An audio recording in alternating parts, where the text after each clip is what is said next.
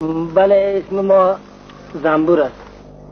یک تن از سربازای غنده 114 جهادی ما نو از خر آمدیم. دین روز ساعت 2 بجه لیوای راکت ما تصفیه کردیم و امروز هم ما نو از خر آمدیم که اینجا همراه شما مصاحبه کردیم. بسیار خوب. شما چی توفیه دارین با اینکه شما این ساحه ما دیگر تصفیه کردین؟ چی توفیه دارین برای همشهری های ما دیگر توفیه دیگر نداریم دیگر. برای همشهریان خود یک شعر میخوانیم که مشنویم سر.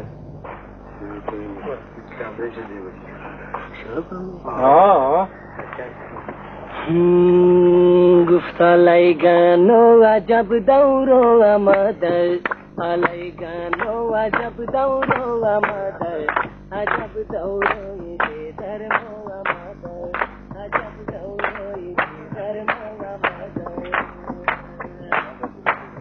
خدا جانه چی روز آمد با کابل، خدا جانه چی روز آمد با کابل، کی کابل شد جایی جور کپاول، کی کابل شد جایی جور کپاول.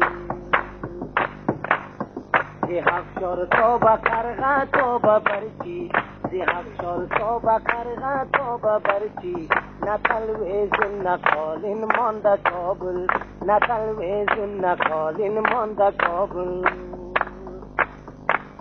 تمامی چوبی خانه ها را بردن، تمامی چوبی خانه ها را بردن، برای سخ مجاهدین کابل، برای سخ مجاهدین کابل.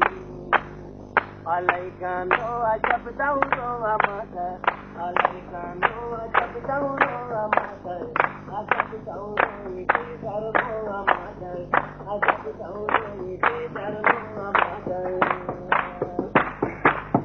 بیخونی نوجوانان دلاور، بیخونی نوجوانان دلاور، سیاه پوشند و مادرهای کابل، سیاه پوشند و مادرهای کابل.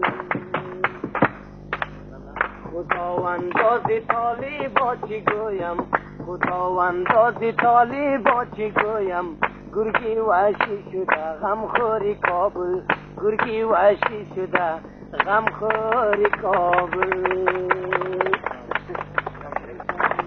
عجب دورو آمده، علیگانو عجب دورو آمده، عجب دوروی در مو آمده، عجب دوروی در مو آمده. خدا جانه چی روز آمد با کابل، خدا جانه چی روز آمد با کابل، کی کابل شد جایی چور و چپاول، کی کابل شد جایی چور و چپاول. زی حفشار تا با کرغه تا با برچی، زی حفشار تا با کرغه تا با برچی، نه تلویزیون نه کالین مانده کابل، نه تلویزیون نه کالین مانده کابل. تمامی چوبی خانه ها را بردن، تمامی چوبی خانه ها را بردن، برای سخ مجاهدین کابل، برای سخ مجاهدین کابل. بیخونی نوجوانانی دلاور، بیخونی نوجوانانی دلاور، سیاه پوشند و مادرهای کابل، سیاه پوشند و مادرهای کابل. خداوندا ز طالبا چی گویم، خداوندا ز طالبا چی گویم، گرگی وحشی شده غمخوری کابل، سگی وحشی شده غمخوری کابل.